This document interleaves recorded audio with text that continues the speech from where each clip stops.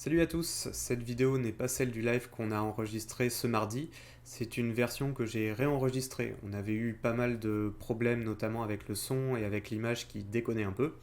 Du coup, j'ai réenregistré ce live et j'y ai incorporé des moments où je répondais aux questions des uns et des autres. Donc c'est pour ça que vous ne trouvez pas le chat normalement sur cette fenêtre-là. Voilà, je suis un peu désolé, ça a été un petit peu la course pour préparer tout ça. Mais bon, dans tous les cas, c'était important pour moi que la vidéo soit parfaitement claire avant d'attaquer le prochain direct, qui sera une session d'étalonnage voilà, sous vos yeux, et dans lequel je vais manipuler les outils qu'il faut que vous maîtrisiez à peu près parfaitement. Donc sans transition, bienvenue dans Avid Media Composer 2019.12. Voilà, c'est une version qui a un peu changé au niveau de l'interface, mais vous devriez normalement tous vous y retrouver si vous avez Avid Media Composer 8.4 ou supérieur. Voilà, cette version 2019, elle apporte quand même pas mal de nouveautés, notamment une interface qui est donc personnalisable, mais magnétiquement. Moi, ce qui m'a toujours agacé dans Media Composer, c'était les panneaux qu'on faisait virevolter un petit peu partout. Et là, je trouve que c'est assez futé, c'est-à-dire qu'on peut les ranger les uns dans les autres, les assembler. Tout est personnalisable et je trouve ça finalement assez pratique. Alors il y a quelques changements, du coup vous n'allez pas forcément retrouver tout ce dont vous connaissez, notamment en bas à droite, vous voyez tous nos outils en fait ont disparu, notamment nos workspaces. Alors les workspaces c'est quoi pour ceux qui arrivent sur Avid Media Composer? Ce sont en fait des espaces de travail, hein, un petit peu comme ce qu'on retrouve chez Adobe, dans lequel on va pouvoir définir un espace de montage, un espace dédié à la colorimétrie, un espace dédié au travail du son. Chez moi, en fait, ils sont en haut. Vous voyez, ils sont là. Je peux switcher entre les différents espaces. Euh, Par défaut, voilà, il y a cette espèce de grosse barre qui existe, que moi je trouve pas forcément très heureuse, dans lequel on peut évidemment enregistrer ses presets, mais moi je l'aime pas trop, même si on peut juste afficher, vous voyez, les icônes. Je trouve que finalement, tout en haut là, c'est assez discret et assez sympa. Ce qu'il faut savoir aussi, donc là, c'est que moi je travaille sur deux écrans, en temps normal, deux écrans plus un écran d'étalonnage. Donc forcément, là, vous ne voyez qu'un seul écran, donc je vais essayer de vous montrer les fenêtres au fur et à mesure. Mais voilà, finalement, cette nouvelle interface, je la trouve assez pratique, assez sympa. Là, je vous ai mis dans une configuration qui rappelle vraiment la vie de Media Composer de base, mais juste pour que vous ne paniquiez pas. Ce n'est pas parce que vous ne trouvez pas les choses que je vous montre qu'ils n'existent pas. Hein, souvent, Avid bouge en fait les menus, enfin le contenu des menus, il les réarrange assez régulièrement. Et puis c'est pareil, vous voyez par exemple, moi mes outils de montage sont ici, par exemple le trim et l'insert sont ici, alors qu'en fait ils sont à gauche.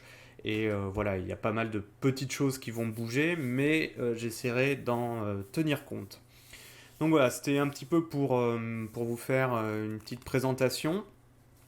Sachez, hein, pour finir, que Media Composer a une version étudiante, voilà, qui est à 10 euros par mois à peu près. Et ça fait 100, enfin voilà, donc on est à 120 euros l'année.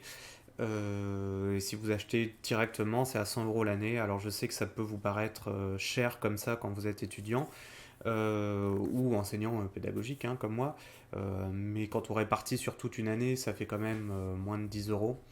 Et donc franchement, ça vaut le coup d'avoir une des dernières versions avec les dernières nouveautés. Il y a pas mal de choses qui ont été implémentées, notamment le HDR. On va voir le support des résolutions 4K plutôt que les versions pirates qui ne sont franchement pas terribles. Il faut quand même le dire, hein, il y a de plus en plus de virus qui circulent. Donc voilà, il faut faire attention. Point virus. Voilà, donc on se retrouve dans l'onglet Color David Media Composer. Donc pour y aller, moi je suis passé par ce menu, mais je vous rappelle que vous l'avez normalement en bas à gauche si vous n'avez pas la version 2019.12. Avant de rentrer vraiment dans le vif du sujet, ce qu'on va faire aujourd'hui, c'est surtout un tour d'horizon des outils qui nous sont proposés dans la vie de Media Composer et comment ils peuvent être équivalentes sur certains aspects avec ce qu'on trouve dans DaVinci Resolve. Voilà, on ne va pas rentrer dans du tuto à proprement parler, on va vraiment se concentrer sur la philosophie, sur la manière dont sont présentés les outils, ce qui va nous permettre en fait d'être assez préparé à la prochaine vidéo qui sera une session d'étalonnage en live dans laquelle je reviendrai beaucoup plus précisément sur les stratégies à adopter lorsqu'on a un étalonnage assez efficace à faire sur Avid Media Composer. Aussi, avant d'attaquer, je vous présente les images sur lesquelles on va travailler aujourd'hui. Ce sont des images que j'ai tournées avec Sébastien Chébassier dans les Landes et avec Justine Dupont qui est donc championne de surf. Voilà, on a fait un test des optiques Tokina. Justine a accepté de se prêter au jeu et c'est un test que j'ai réalisé pour Focus Numérique. Voilà, ce qu'il faut comprendre avant toute chose, c'est qu'Avid Media Composer va s'organiser finalement assez différemment de DaVinci Resolve. DaVinci Resolve, on a des chemins dans le color management qui nous permet de prendre à peu près tous les espaces colorimétriques et de les adapter tous plus ou moins différemment. Dans Avid Media Composer, vous allez voir, c'est pas tout à fait la même philosophie, c'est quelque chose qui est peut-être un petit peu plus technique, peut-être un petit peu plus austère, mais qui permet surtout de rester très très organisé, et moi c'est ce que j'aime beaucoup dans Avid Media Composer. Bon, avant toute chose, on va jeter un œil sur une petite chose qui est souvent oubliée, c'est ce petit bouton, cette petite icône en bas, qui nous permet en fait de régler la qualité, hein, comme la prévisualisation qu'on a sur Premiere ou sur After Effects. Voilà, on a possibilité de régler la qualité d'affichage. Donc évidemment, quand on fait de l'étalonnage, c'est toujours intéressant d'avoir la meilleure qualité d'affichage possible, sachant qu'on peut voilà, faire un affichage en 10 bits. Voilà, on va y revenir, je vais y revenir de suite après sur le moteur graphique d'Avid Media Composer. Moi aujourd'hui je suis sur un portable, donc avec une machine qui est vraiment pas très puissante, hein, qui est vraiment là que pour du live avec des fonctionnalités qui sont très limitées. Donc je vais rester dans cette qualité de draft quality, donc d'un petit peu de brouillon, mais c'est vraiment pour la démo, hein. Généralement vous vous placez quand même dans le maximum de qualité en fonction de votre média. Alors, avant d'attaquer, vous voyez le creux du sujet, on va faire un rapide tour sur l'interface. On a 3 visualiseurs ici, on a des instruments vidéo ici dans lesquels on va retrouver des roues chromatiques, des courbes, des secondaires. Voilà, donc c'est ici. Là, moi j'ai mes bins et là j'ai ma timeline. Évidemment, c'est pas dit que vous ayez le même agencement chez vous. Généralement, c'est un petit peu comme ça que ça se présente. Mais voilà, comme les panneaux, vous pouvez les bouger. C'est à vous de vous créer un petit peu votre propre espace. Moi, j'aime bien avoir les 3 écrans en haut, les instruments directement en bas. Je viendrai rajouter aussi les outils de tracking. Et tout ce qui est bin et effet, je les mets sur un autre écran. Voilà, comme ça, je suis vraiment débarrassé de ça et j'ai le maximum d'espace pour travailler. Et la timeline en bas, souvent, elle prend pas beaucoup de place, juste que je sache un petit peu où j'en suis. Aujourd'hui, on travaille que sur une piste. Voilà, ça arrive assez régulièrement que vous ayez 2 ou 3 pistes. L'important, c'est quand même d'en avoir le moins possible. Comme d'habitude dans Avid, les effets s'appliquent sur notre piste qui est sélectionnée, hein, sur la record track. Donc faites attention, voilà, quand vous manipulez vos médias, regardez où ça agit. Normalement, ça se met toujours sur celle du haut par défaut, mais ça dépend beaucoup de vos settings. Et donc du coup, en parlant de settings, la première chose à regarder, c'est les settings du projet. Donc moi je vais aller ici, pour les versions antérieures c'était directement dans la fenêtre de projet, là où il y a les bins, etc. Et donc on voit que déjà en fait on a un espace colorimétrique. Alors sur le moteur graphique de Avid Media Composer, il faut savoir que c'est un moteur graphique qui est 10 bits quoi qu'il arrive. Vous pouvez lui mettre du 8 bits en entrée, du 8 bits en sortie, il va toujours travailler sur une échelle de quantification de 10 bits, quitte à surinterpréter le métrage, à créer des paliers de quantification. Voilà, il va toujours travailler en 10 bits. Par contre, on va pouvoir changer l'espace colorimétrique, c'est-à-dire du Rec 709 en RGB ou du Rec 709 en YCBCR. Alors la différence c'est quoi? C'est qu'il y en a une qui est essentiellement destinée au monde du broadcast et un autre plutôt destiné à du contenu auto-hébergé ou du contenu sur internet. Alors pourquoi? Parce que quand on a luminance plus 2 couches de chrominance, on a souvent des fichiers qui pèsent moins lourd, c'est normal, hein, On n'a pas 3 signaux pleins, on en a un avec des soustractions, donc c'est un flux qui pèse généralement moins lourd. C'est pas tout à fait l'équivalent du legal range et du full range, hein, voilà, parce que les deux sont du REC 709 avec des normes différentes. Mais voilà, c'est-à-dire que si vous vous destinez plutôt à de l'internet, à des choses que vous allez héberger en full range, vous sélectionnez plutôt du REC 709. Pour du broadcast assez direct, du YCBCR. Voilà, ça vous évitera des désillusions lors des PAD. Et après, vous avez toute une flopée d'espaces colorimétriques à sélectionner, notamment le DCI-P3, le REC 2020, donc qui va vous permettre d'étalonner déjà en HDR ou d'interpréter vos métrages en HDR. Voilà, moi en l'occurrence, mon écran d'étalonnage qui est à gauche, alors qui n'est pas fameux, hein, c'est un truc que j'ai réussi à récupérer là, entre deux trucs. Voilà, je vais me mettre en RGB. Ça va conditionner tout le projet, c'est-à-dire que tout le projet va être dans cet espace colorimétrique. Vous n'avez pas possibilité de changer. Voilà. Petite parenthèse sur ce bouton des marges, donc les fameuses bandes noires, hein, le blanking, qui va vous permettre d'afficher sur votre écran, soit en montage, soit en étalonnage, des bandes scope. Donc là, par exemple, c'est en 2.39. Alors pour les activer, il faut aller dans les vidéos settings, c'est-à-dire qu'elles ne s'affichent pas directement. Donc là, j'ai sélectionné les 2.39. Voilà, il se met à jour. Ok, on va le laisser un petit peu mouliner. Voilà, et si je reviens dans mon onglet Edit, normalement je peux lui dire de m'afficher des masques en mettant voilà, Mix to Black, donc il m'affiche des bandes noires, hop, ou carrément du noir si je veux savoir. Donc c'est assez pratique, je trouve que ça s'est vraiment bonifié, ça fait plusieurs versions que c'est là, c'est devenu quelque chose que moi j'aime bien, qui est assez pratique aussi en étalonnage parce qu'on peut l'activer et le désactiver, et vous voyez que juste en dessous ici, vous allez pouvoir afficher un espace colorimétrique différent de celui du projet, donc qui va vous permettre de vous adapter à l'écran que vous possédez. Donc voilà, il y a quand même quelque chose à creuser. Je ne vais pas non plus y passer beaucoup de temps parce que ça mériterait une capsule complète, comment configurer son Avid Media Composer avec un écran, avec un pupitre, etc. Déjà, là, j'ai pas le matos pour vous le montrer, puis surtout, ce serait très long. Donc voilà, donc ça c'est déjà les premières choses à regarder quand on arrive dans un projet sur Avid Media Composer. Évidemment, il y a des réflexes à avoir, comme dupliquer la séquence, nettoyer ses timelines pour pas qu'il y ait des plans qui se chevauchent. Tout ça, ça paraît assez évident à tout le monde, ce sont des habitudes à prendre. Maintenant, sur le cœur même voilà, de l'interface de colorimétrie d'Avid Media Composer, on a donc ces trois écrans. Donc là, on a l'image au centre sur laquelle on travaille. Là, c'est marqué Current Frame, donc qui correspond à notre endroit de skimmer. À gauche, le plan précédent, donc en l'occurrence celui-ci, et à droite, le plan suivant. C'est une philosophie qui se tient, c'est-à-dire qu'on travaille et on a envie que ça matche avec le plan d'avant et le plan suivant. Voilà. Donc on a sans cesse ces trois streams qui sont affichés, mais évidemment c'est personnalisable. Moi j'aime bien avoir des scopes, et bien si je vais dans les menus déroulants, je vais pouvoir ici retrouver tous mes instruments. Le quad display il les affiche tout d'un coup.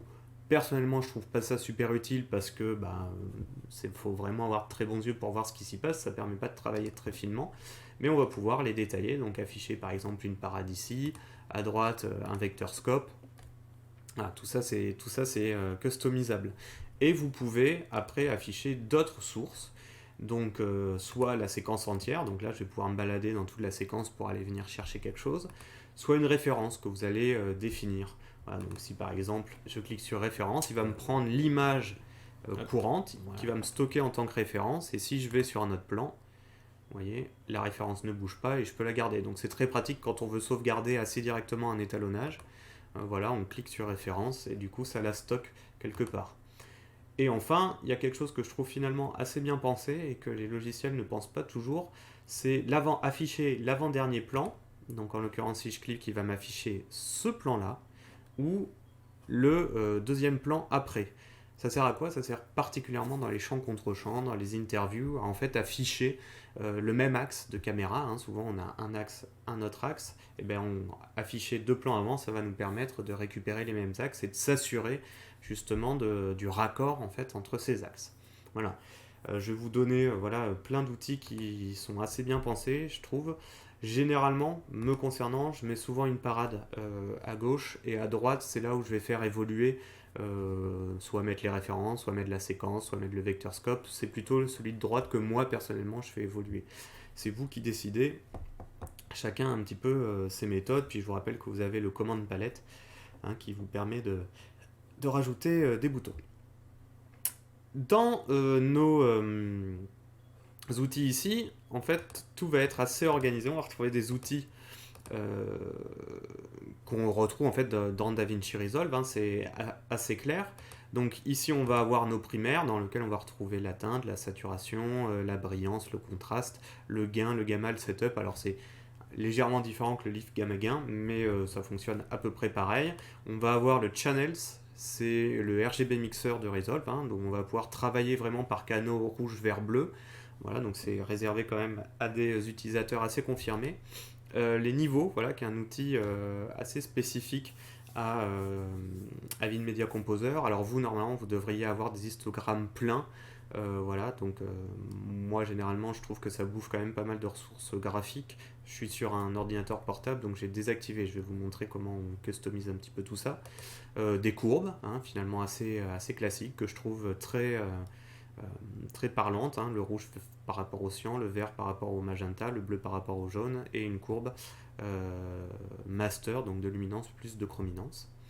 Et enfin, un dernier outil qui est spécifique à Media Composer, c'est un outil de secondaire, donc qui va nous permettre de sélectionner des plages de couleurs et de les faire varier.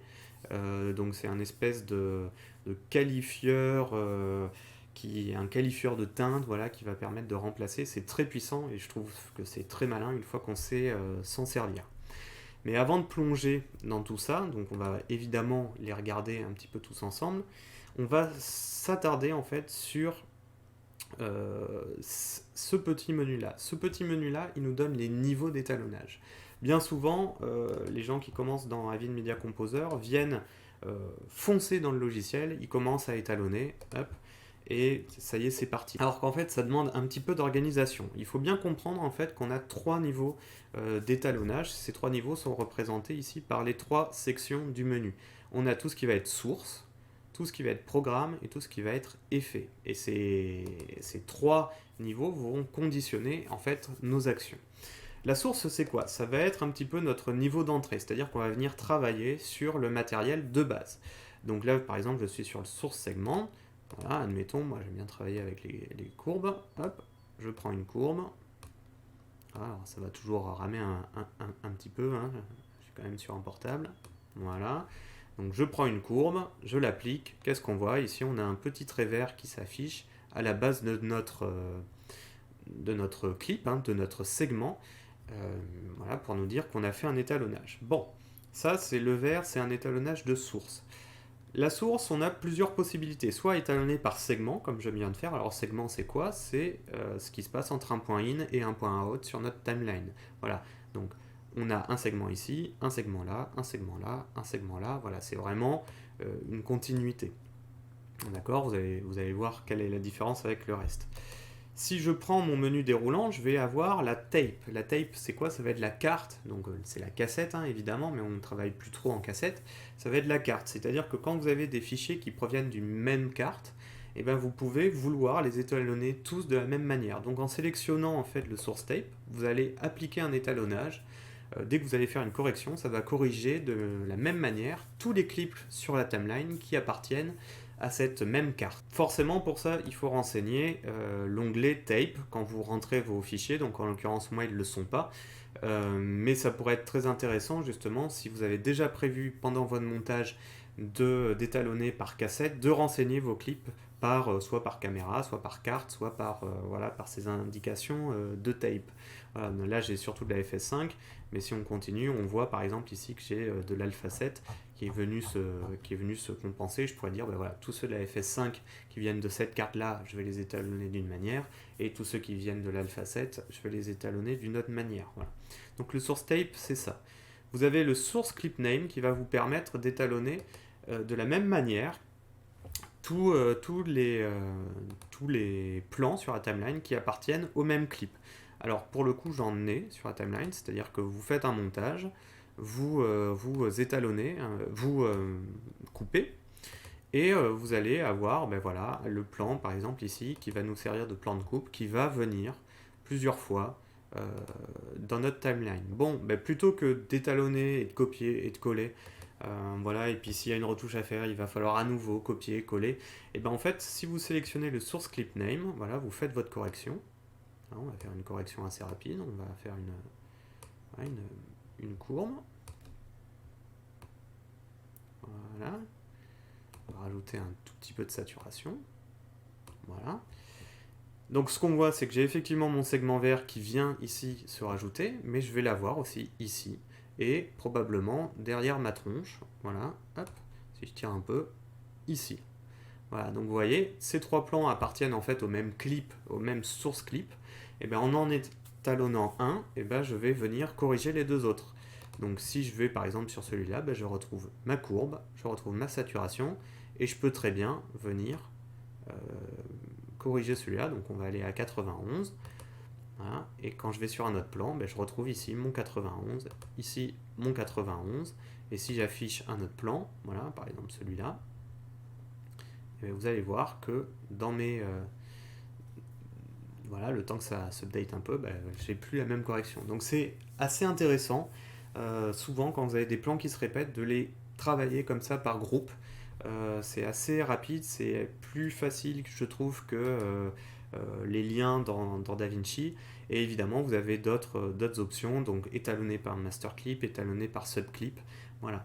Sachant que rien n'est définitif. Si par exemple vous travaillez et puis vous dites, bon, tiens, celui-là je le trouve plus lumineux parce que justement il y a ce flair qui arrive, vous repassez en source segment, ça va venir vous prendre ces mêmes infos et vous allez pouvoir venir le travailler indépendamment. Donc si voilà, donc par exemple, je vais venir le baisser un peu niveau luminosité, et donc si je repasse sur les autres clips, ça n'a pas bougé. Voilà, le temps que normalement ça s'update, vous voyez, on récupère notre courbe, voilà, qui va être la même. Donc vous allez pouvoir aussi désolidariser finalement assez facilement vos clips. Alors ça, c'est notre premier niveau de correction. Admettons, on a fait notre étalonnage, on a harmonisé toutes nos caméras, on a fait une première passe, toutes nos caméras sont clean et on veut appliquer un look finalement à tout le programme. Et bien cette fois-ci, ça va se passer en fait dans la partie programme du menu, donc le programme track et le programme segment.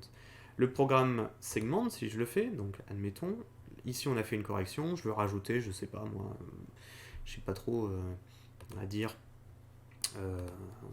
que je vais rajouter un petit peu de contraste, voilà, pour donner un espèce de look. Donc je rajoute un contraste, vous voyez, ça me crée ici un petit trait bleu au-dessus de mon segment, voilà, qui va en fait venir se rajouter, c'est-à-dire ça va être une correction supplémentaire à ma correction de base. Donc le segment, ça va être la correction de base, le programme, ça va être une correction au-dessus, et ça va nous donner les mêmes outils, mais sur une deuxième couche, voilà, comme si on appliquait un deuxième calque par-dessus, pour ceux qui sont familiers avec Lumetri, ceux qui sont familiers avec Photoshop ou After Effects. Donc voilà, c'est vraiment plus une optique de calque.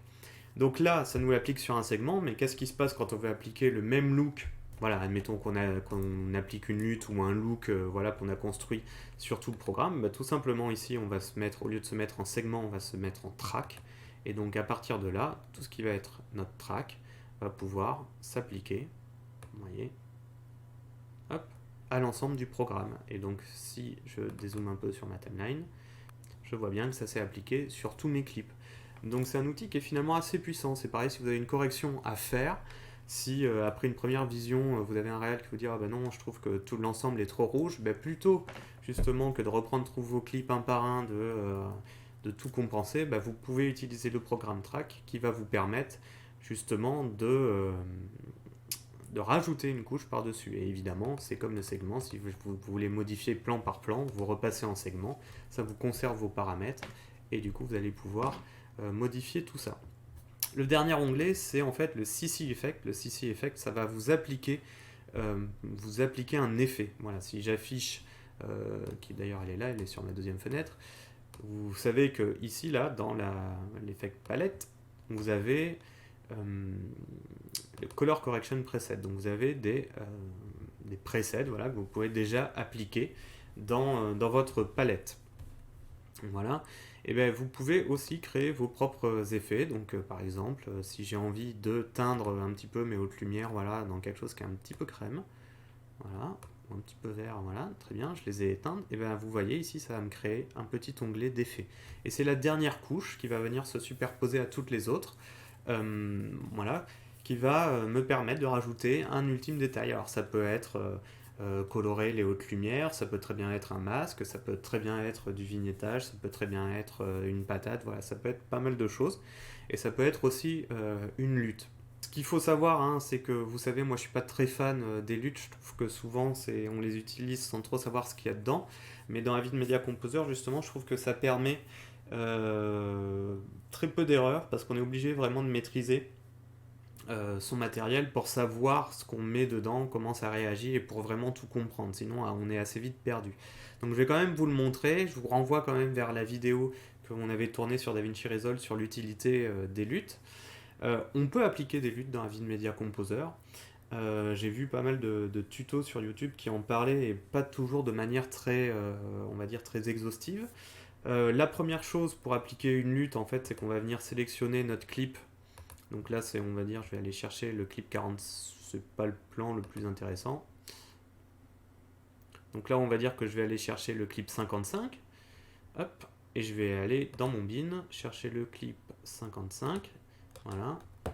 Et je vais aller dans les source settings. Alors, source settings, il se balade toujours un peu. Donc, vous cherchez le source settings. C'est là où vous avez le frame flex, les liaisons AMA, et notamment cet onglet color qui va nous permettre en fait d'adapter la colorimétrie de nos images. Donc, vous pouvez renseigner la colorimétrie d'entrée, c'est-à-dire que si vous ne voulez pas travailler nécessairement dans le log, vous allez pouvoir ici définir l'espace colorimétrique lié à votre média. Alors moi je me souviens plus trop, je pense que c'était du sgamut slog2 vu que j'aime pas trop. Si vous appuyez sur auto, vous voyez ça va venir vous recréer justement une image. Voilà, ça va appliquer la lutte, hein, donc sgamut vers slog2 vers le rec 709, donc c'est une lutte purement technique d'adaptation d'espace colorimétrique et d'adaptation de gamma qui va venir adapter tout ça. Donc vous voyez, bon, là, ça me le met donc du plein vers le legal range, donc ce qui est appelé video levels. Et je vais pouvoir donc l'appliquer ici, fermer ma fenêtre. Et donc, le problème, comme toujours, c'est que ça ne s'update pas. Pour faire une mise à jour de la timeline, il faut aller sur la séquence. Voilà, c'est un petit peu laborieux, mais il faut faire refresh sequence. Et voilà, les color adapters, on peut les rafraîchir, ce qui va nous permettre justement d'avoir cette lutte appliquée. Alors là, j'ai une correction par-dessus que je vais désactiver. Voilà, et donc on va retrouver mon image qui est luttée. Ça, c'est pour les luttes qu'on a dans DaVinci Resolve, mais on pourrait très bien appliquer ses propres luttes.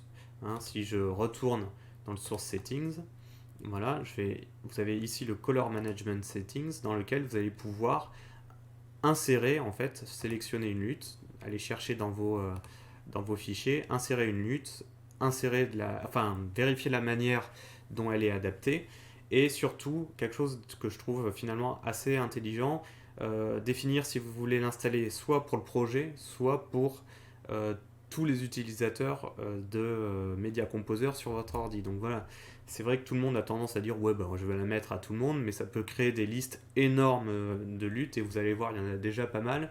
Donc si vraiment vous êtes sûr que c'est que pour votre projet, vous le mettez dans le projet, et si c'est par contre vous savez que c'est une série, voilà, que des gens seront amenés à la réutiliser, vous le mettez dans Shared.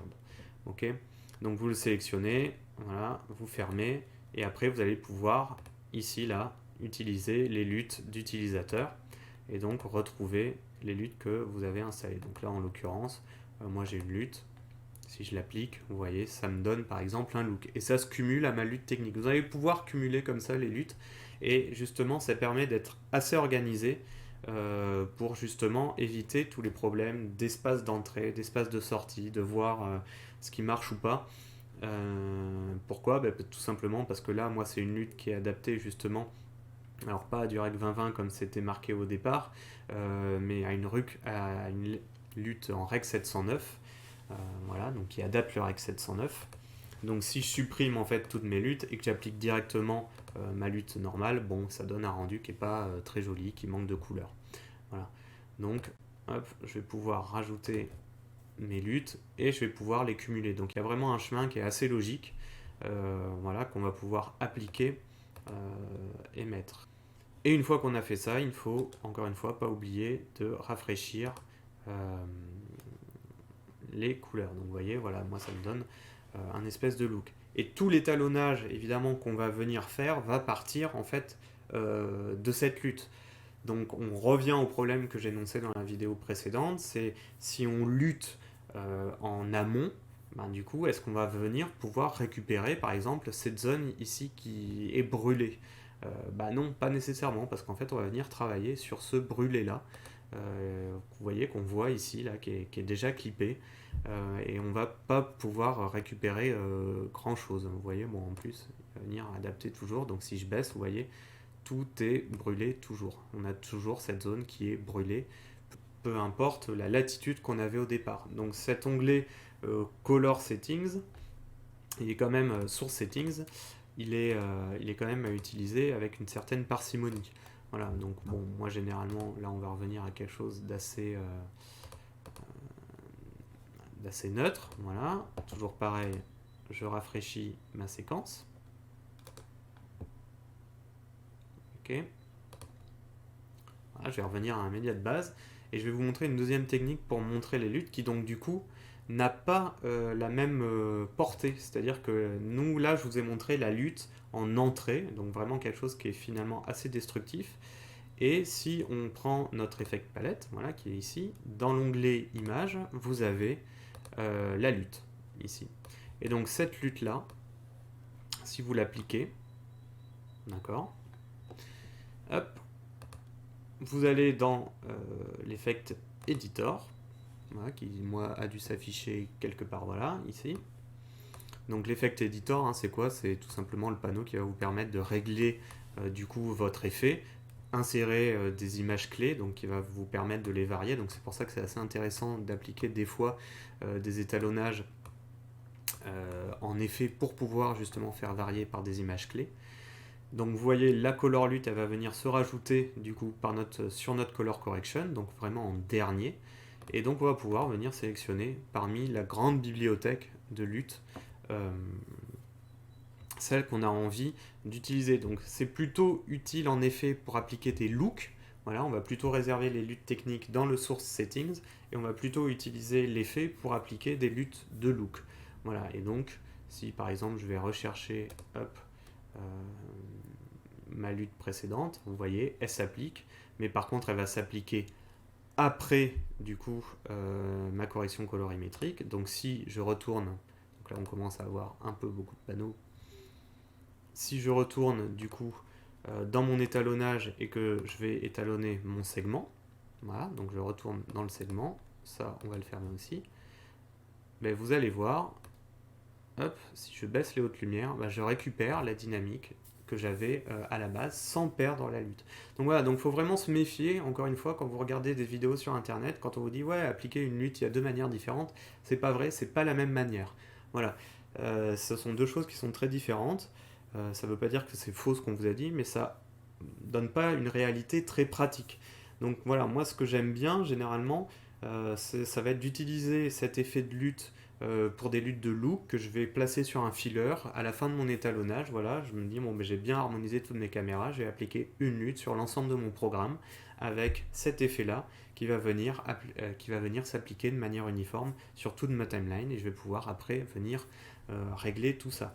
Donc voilà pour les luttes. Je trouve qu'Avid Media Composer est actuellement le meilleur logiciel justement pour comprendre l'utilité des luttes. Donc vous pouvez l'utiliser, mais attention à où est-ce que vous le mettez. Voilà. Donc là on a fait un petit peu n'importe quoi, c'était surtout pour que vous voyez comment le logiciel s'articule. Moi je vais revenir dans l'onglet Edit, voilà, pour supprimer tout ce qu'on a fait. Donc pour supprimer les étalonnages, vous avez vous faites supr, ça vous supprime d'abord l'effet, puis les étalonnages. Hop. Donc ça vous supprime par contre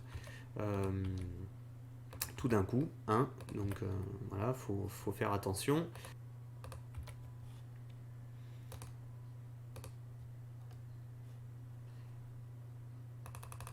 Donc on est de retour dans notre onglet de Color Correction.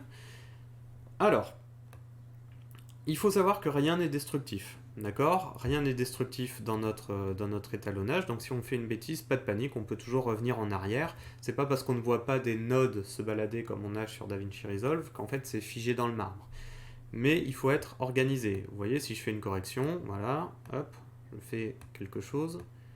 Voilà, je me dis mince, voilà, je vais, je sais pas moi, hop, rajouter de la saturation. Donc là, je travaille bien en segment, je rajoute de la saturation, je me dis, oh, bah, finalement, voilà, je vais mettre ça un peu vert, puis je me dis, ah non, j'ai eu la patte un peu lourde. Bah, plutôt que de tout refaire, vous avez tout simplement ces curseurs hein, que vous pouvez activer et désactiver à l'envie. Si vous voulez les réinitialiser, votre petit index, le Alt, vous cliquez et ça vous remet votre curseur à 0. Donc voilà, donc ça marche sur tout ce type de curseur, donc vous pouvez le faire sur un réglage, vous pouvez le faire sur un onglet, vous pouvez le faire sur un panneau. D'accord? Donc pas de panique dans tous les cas, tout est annulable. Voilà, c'est pas aussi souple qu'on va avoir dans certains logiciels, mais ça reste quand même assez puissant. Avant de rentrer dans le vif là, des panneaux, un petit coup d'œil là sur ces petites icônes qui vont vous permettre vraiment de customiser votre interface. Ici, donc, vous pouvez faire apparaître assez rapidement l'éditeur d'effets, donc il va vous permettre justement de mettre des points clés. Hein. Vous voyez, on retrouve notre espace de color correction.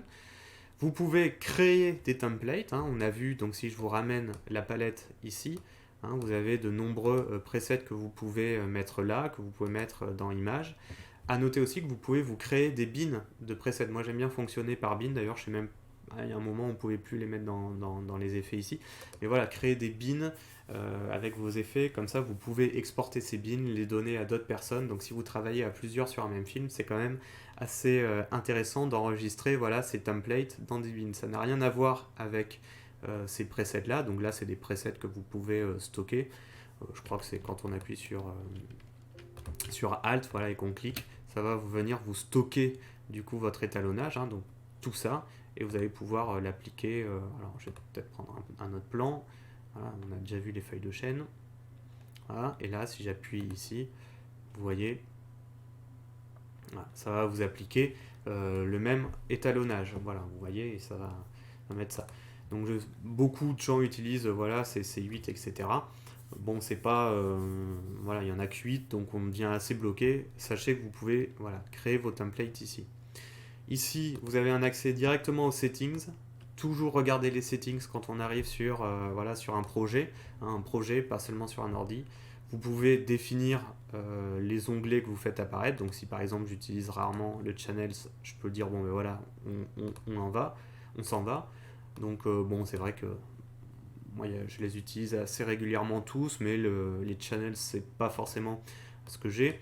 Les unités voilà, qui vont être affichées dans vos réglages, donc du 10 bits, du 8 bits, des pourcentages. Voilà, alors il y a toujours cette espèce de chose que j'ai jamais vraiment bien compris. Voilà, si quelqu'un un jour peut m'expliquer, c'est pourquoi quand je passe en 10 bits, je reste quand même sur une échelle ici que vous voyez en 8 bits, hein, de 0 à 255 avec le 16 235 pour le legal range. Mais voilà, vous pouvez régler vos unités. Vous avez ici les niveaux. Donc c'est ce que je vous disais au début. Voilà, moi j'ai désactivé certaines fonctions des niveaux, notamment les histogrammes pleins, donc les solid histograms, qui prennent un petit peu de ressources graphiques. Vous pouvez ici cocher Dynamics Histograms, qui va vous permettre en fait au fur et à mesure où vous allez corriger de voir l'évolution en temps réel. Par défaut, comme ça demande beaucoup de ressources, voilà, c'est désactivé. Donc je ne vais pas l'activer parce que je vous rappelle que je suis quand même pas sur une foudre de guerre. Et vous avez donc du coup vous avez plein de petites fonctions vraiment avancées, l'autocorrect, voilà, les previews, notamment voilà combien de temps on revient avant, combien de temps on revient après. Voilà, tout ça, on va le regarder voilà, dans la séance suivante, dans laquelle vous me verrez des fois faire des allers-retours avec ce menu-là. Vous avez aussi le Save Color Settings, dans lequel vous allez pouvoir mettre des indicateurs voilà, qui vous préviennent si vous dépassez les normes. Donc notamment en luminance, voilà, ou dans votre gamut. Notamment ici, voilà, j'ai mis une limite 16-235 dans mon 8 bits. Voilà. Et du coup, il me met ce petit panneau dès que je vais dépasser les limites. Voilà, donc c'est assez utile de se mettre ça quand on veut rester en broadcast safe, de se mettre ce petit panneau. Voilà, alors par exemple en luminance, voilà, 16-235. Voilà. Une dernière petite option que je trouve très utile, vous pouvez appliquer des notes. Donc par exemple, je vais mettre petite note ici, voilà. Et donc ça vous met un petit post-it jaune qui vous indique s'il y a quelque chose à faire ou pas. C'est très intéressant quand on travaille à plusieurs, évidemment. Si on prend l'habitude, une fois qu'on a fait la chose, de le retirer. Voilà. C'est utile aussi quand on est tout seul. Moi j'aime bien, voilà, de temps en temps je me sens un petit peu perdu, je passe sur un autre plan, bon, je me dis, bon, bah alors là, luminance à régler, voilà. Ou je me pose des questions. Est-ce que ce plan est trop vert? Est-ce que ce plan est trop vert? Voilà, je vais faire autre chose, je prends une pause et puis en fait à la fin je peux revenir et voir si j'ai des petites annotations sur des plans. Ou pareil, vous pouvez laisser la main à un réalisateur ou à quelqu'un de l'équipe qui va venir regarder, noter quelque chose, ou à votre assistant si ça existe toujours. Et enfin, vous avez ici un color picker, un color info qui va vous permettre justement dans le color match qui fera l'objet de toute une vidéo dédiée sûrement, qui va vous permettre de voir des valeurs RGB de votre vidéo. Voilà, aujourd'hui on ne va pas s'en servir. Donc, beaucoup de choses, vous voyez déjà, je pense que ça fait quand même déjà un bon moment qu'on est en live.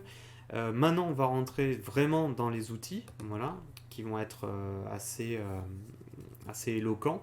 Je vous fais pas un tour d'horizon, voilà, juste pour le plaisir, pour vous montrer comment fonctionne le logiciel. C'est qu'en fait, je trouve que dans Avid Media Composer, tout est très très bien organisé et tout a vraiment une utilité. C'est ça que j'apprécie dans ce logiciel, c'est que il n'y a pas vraiment de gadgets. Hein, voilà, ce sont vraiment des choses qui ont été pensées de longue date, qui sont assez optimisées. C'est ce que j'aime dans Media Composer. Il y a d'autres choses que j'aime pas. Voilà, j'aime pas trop le système de licence qui est assez très contraignant et qui nous a foutu dans le gaz la semaine dernière. Voilà, c'est pas la première fois que ça m'arrive d'ailleurs. Mais niveau performance, niveau organisation, je trouve que ça reste quand même le meilleur logiciel, pas forcément le plus souple, on est d'accord, mais il est très performant. Et tous ceux qui diront qu'on ne peut pas faire de l'étalonnage dessus et que DaVinci Resolve c'est mieux, ben c'est pas, je trouve que c'est pas forcément vrai. Moi je préfère souvent rester dans Avid Media Composer plutôt que de faire des confos en AF qui se baladent. Voilà. Et pareil, on fera une vidéo sur les confos Avid DaVinci. Donc, notre premier onglet, ici, on va travailler tous nos primaires. Donc, on va retrouver nos réglages de primaire, la saturation, le setup, le gamma, le gain. Alors, la petite différence avec DaVinci Resolve.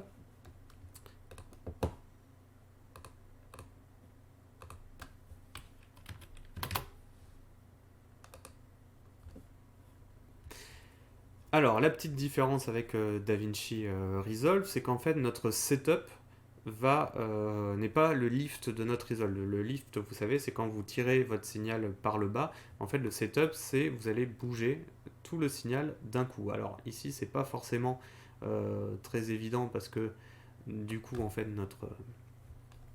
notre signal est assez élastique. Mais je vais essayer de prendre quelque chose qui a un signal qui est finalement assez contenu. Et vous allez voir, voilà, que quand je bouge le setup, vous voyez, ça bouge tout le signal de manière uniforme. D'accord? Si je reprends, donc je vais placer mon setup, et après, si je vais prendre le gain, je vais venir monter, voilà, mon signal, donc le tirer par le haut, et le gamma, c'est évidemment la répartition entre le point bas et le point haut. Ça ne change évidemment pas. La saturation, c'est pareil, hein, c'est vous étendez votre signal de manière uniforme, ça ne change pas. Et vous allez avoir, pareil, le contraste. Alors, vous n'allez pas avoir de point de pivot, mais vous allez pouvoir avoir quelque chose finalement d'assez fin avec les brillances. Voilà, c'est assez intéressant. À noter que pour le contraste, vous avez des fonctions automatiques ici qui va vous permettre de régler donc naturellement vos noirs, ici vos blancs, et ici faire un autocontraste. Voilà, c'est un outil qui marche plutôt bien, mais qui marche pas tout le temps. Voilà, il suffit qu'il y ait qu'il y ait un plan un peu spécifique et dans les choux. Je pense que si je prends voilà, ce plan où il y a un flair, forcément si je mets un auto black et un auto blanc, bon, vous voyez, il sait plus trop où se mettre, il sait plus trop comment gérer tout ça. Donc voilà, donc c'est pas miraculeux, mais ça peut faire gagner pas mal de temps si vous avez des séquences qui sont bien propres. Ça vaut le coup, voilà, de se faire en première couche euh, des, des réglages automatiques. Voilà. Je vais prendre un autre plan. Voilà. Je sais plus où est-ce qu'il est. Voilà. Je vais travailler donc du coup avec ce plan là. D'accord. Donc je vais venir encore une fois donc hop, poser mes noirs, poser mes blancs. Ok, faire un contraste automatique. Voilà, c'est quelque chose qui est assez joli, qui est assez doux. Et je vais venir rajouter de la saturation. Donc quand je rajoute de la saturation, ça va venir rajouter de la saturation de manière uniforme sur toute l'image, chose que j'aime pas trop parce que dans les ombres, c'est rare, vous voyez ici, que ce soit des ombres qui soient saturées. Et bien on va pouvoir venir travailler par zone, c'est-à-dire mes hautes lumières, je vais pouvoir les pousser un tout petit peu, mes ombres, je vais pouvoir les descendre un tout petit peu, et par exemple, ben là, en l'occurrence, mettons moyen, donc tout ce que je vais retrouver là, je vais pouvoir le saturer sans toucher du coup à cette saturation là dans les hautes lumières ou à cette saturation dans les ombres. Et c'est pareil, je vais pouvoir séparer tout ça et travailler de manière un petit peu indépendante, changer voilà, la, la teinte de mes ombres. Donc voilà, par exemple, je vais pouvoir le faire un petit peu plus rouge ou le faire un petit peu plus vert. Alors attention, là, je l'ai fait un petit peu plus vert, mais vous voyez, ça commence à bouger sur la peau, donc ça donne quelque chose d'un petit peu verdâtre. Donc c'est un petit peu ennuyeux. On va venir le régler de suite après. Là, mes hautes lumières, par exemple, je vois que ça dépasse un peu de mon broadcast save. Mais plutôt que de travailler dans le master, je vais aller dans mes hautes lumières. Et vous voyez, quand je touche mes hautes lumières, ça ne touche ici que une haute partie de mon signal et pas du tout le reste. Le reste ne bouge pas, donc je vais pouvoir calmer. Vous voyez, on le voit à l'image, calmer mes hautes lumières. Donc c'est un outil qui est assez bien découpé. Voilà, travailler par ces trois zones, c'est quelque chose qui est assez agréable. Et on va retrouver ces trois zones ici, donc shadow, middle, highlights et le master. Donc si je veux teinter mes hautes lumières, voilà, par exemple rajouter une petite teinte, alors peut-être pas trop vert, mais voilà, un petit peu crème. Voilà, je peux voir avant, après. Voilà, donc je vais rajouter une teinte un tout petit peu crème. Je vais le tirer ici. Si je veux voir avant, après, j'ai aussi cet outil-là, le dual split, qui va me permettre voilà, d'afficher un avant-après qui est vraiment configurable, voilà, qui est assez intéressant. D'accord. Bon, je vais le retirer, j'aime pas trop, moi j'aime bien avoir quelque chose. Bon, le problème c'est qu'on a vu là, ma zone d'ombre elle est un petit peu trop étendue. Bon, je vois que ici j'ai un petit peu plus de rouge dans les hautes lumières, mais bon, à la limite c'est pas très grave. Mais dans le Lumaren, je vais pouvoir définir ici la zone dans laquelle va s'appliquer donc mes corrections de haute lumière, mes corrections de basse lumière et mes corrections de mid-tones. Donc avec ces courbes, je vais pouvoir ajuster finement la zone d'ombre sur laquelle je travaille. Pour cela, on se met en 3-tone. En blanc, on a la zone affectée par les hautes lumières. En gris, la zone affectée par les mid-tones. Et en noir, la zone affectée par les ombres. C'est très simple, noir, ombre, blanc, haute lumière et gris, les mid-tones. Donc moi, ce que je vais faire, c'est que mes shadows, je vais éviter que ça vienne perturber tout ça. Donc je vais pouvoir, tout simplement, vous voyez, réduire la zone, voilà, faire une jolie courbe pour réduire vraiment la zone sur laquelle je travaille. Et donc du coup, si je me remets en sortie, voilà, vous voyez, ça ne touche plus mes mains, mais par contre, derrière, c'est toujours clean. Donc c'est un outil vraiment très puissant qu'on peut travailler plan par plan pour venir vraiment corriger de manière fidèle tous nos plans. D'accord. Alors, l'onglet Channels, donc c'est un RGB mixer. Voilà, c'est pas un outil que j'utilise assez fréquemment sur Avid Media Composer. Ça va nous permettre de justement égaliser voilà, les couches de couleurs rouge, vert, bleu. Donc souvent on a des fois c'est pas le cas ici, voilà, on a une image qui est plutôt uniforme, mais des fois quand on allume la parade, on a voilà, le rouge qui est un petit peu décalé. Donc on va pouvoir rééquilibrer tout ça. et venir retravailler, dire voilà, le vert peut-être qui crache un peu, alors c'est pas forcément le cas ici parce qu'on vient de le corriger, mais en input, voilà, on va pouvoir regarder comment ça va venir s'arranger.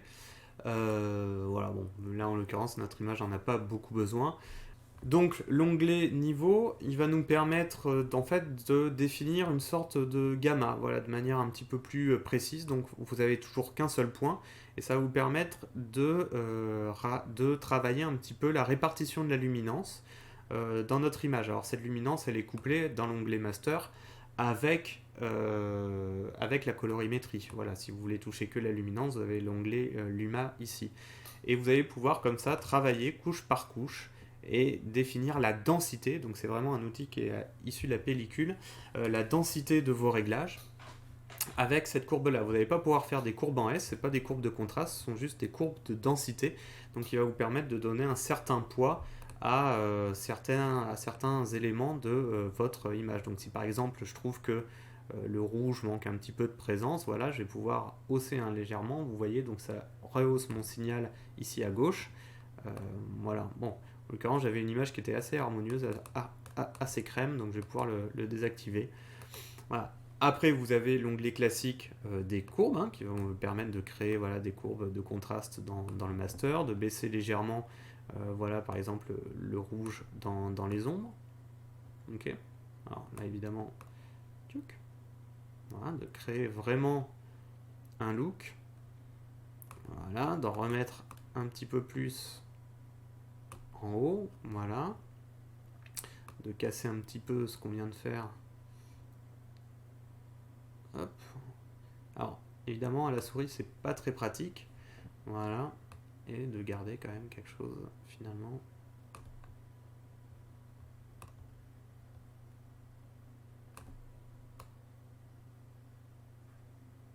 Voilà, alors ça va vraiment être quelque chose à utiliser voilà, très finement. Donc là, j'y suis allé un petit peu violemment. Hop. On va pouvoir quand même voilà, réfléchir à quelque chose. Je vais désactiver ça. Donc voilà, on a coupé un petit peu. On va pouvoir toujours venir le compenser ici, soit en désaturant les ombres, soit en rajoutant encore une fois une autre couche par-dessus. D'accord. Et enfin, on a cet outil de secondaire qui est assez intéressant, que je vais vous présenter de suite, mais sur un autre plan. Alors, qu'est-ce qu'on a comme plan qui va être assez intéressant? Je pense que celui-là. Voilà, donc par exemple, si j'applique ici la correction que j'ai mise, voilà, bon, on a quelque chose qui est assez intéressant. Je vais venir resaturer un petit peu mes zones moyennes, hein, histoire qu'on ait voilà, quand même un petit peu de couleur. Voilà, bon, c'est quelque chose qui est assez vite fait, mais je trouve ce vert un petit peu trop jaune, voilà, un petit peu trop, je sais pas, doré. Voilà, j'aimerais qu'il y ait quelque chose d'un petit peu plus mouillé, un petit peu plus frais. Donc, je vais pouvoir choisir ici, par exemple, les jaunes. Hein, ce sont des verts qui sont un peu jaunes, voilà, et je vais dire, bah, dans cette sortie-là, hop, je voudrais que les jaunes paraissent un tout petit peu plus verts. Donc voilà, je vais pouvoir changer un tout petit peu. Bon, alors là, j'y suis allé comme un branque.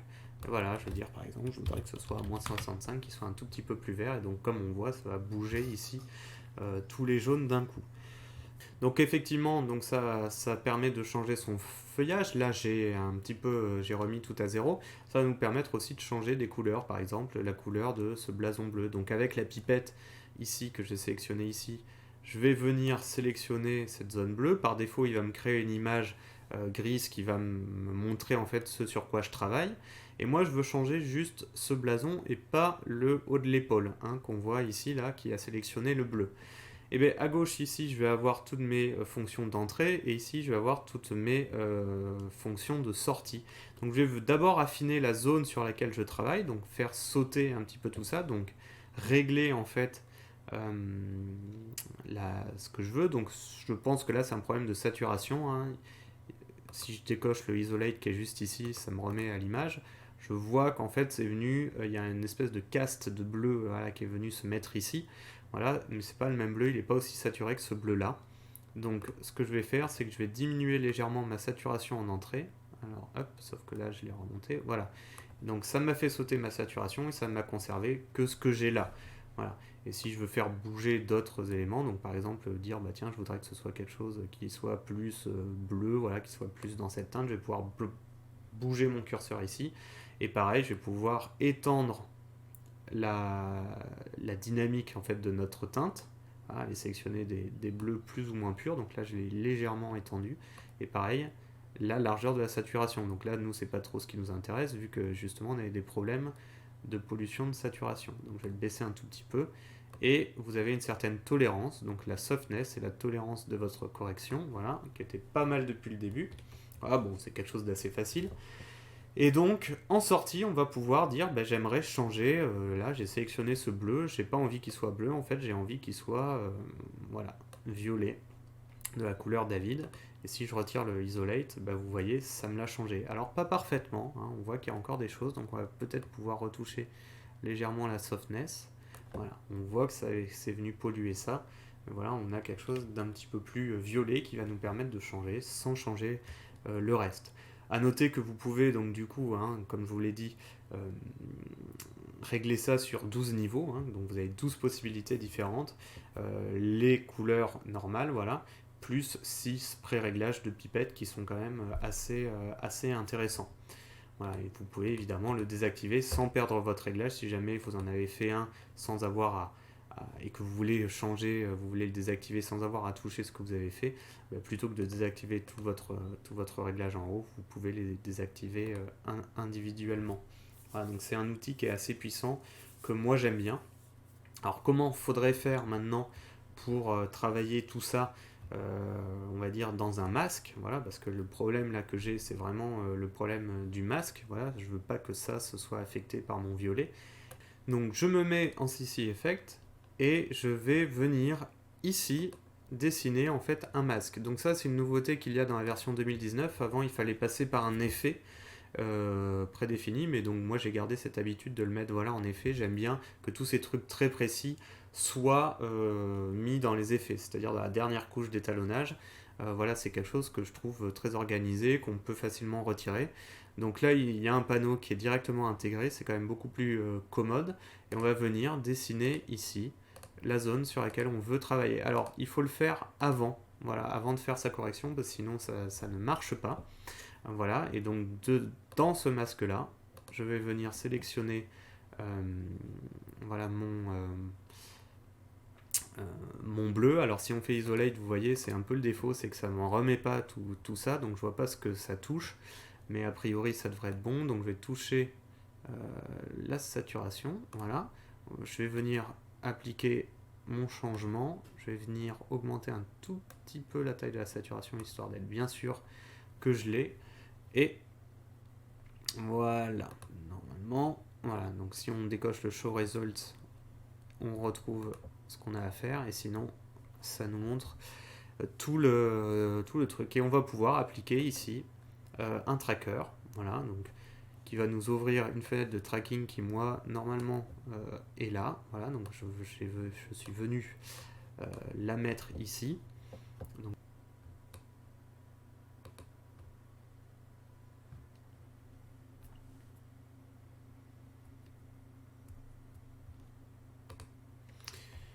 voilà, donc je vais évidemment pas avoir les ressources pour lancer un tracking sur toute la durée, mais voilà, ça reste quand même un outil assez puissant dans lequel on va avoir des masques, des secondaires, des courbes, des niveaux.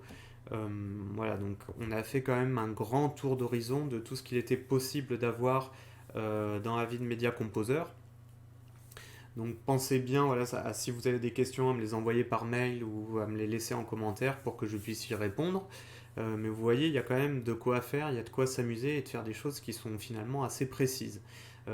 Évidemment, dès qu'on plante une partie du workflow, bah, c'est tout le reste qui plante. C'est la philosophie d'Avid Media Composer et c'est finalement quelque chose qui, moi, je trouve, permet de rester très organisé et qui ne laisse pas forcément d'ouverture à l'erreur. Donc il faut être très précis, il faut connaître ces notions techniques sur le bout des doigts pour pouvoir s'en sortir. Mais après, le résultat n'en est que meilleur. Voilà. Quand on maîtrise l'ensemble de la chaîne, ben, naturellement, ben, tout ça paraît plus maîtrisé à la fin.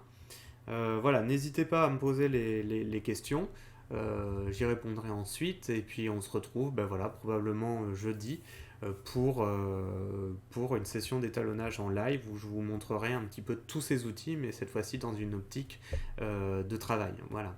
D'ici là, portez-vous bien et puis je vous dis à bientôt.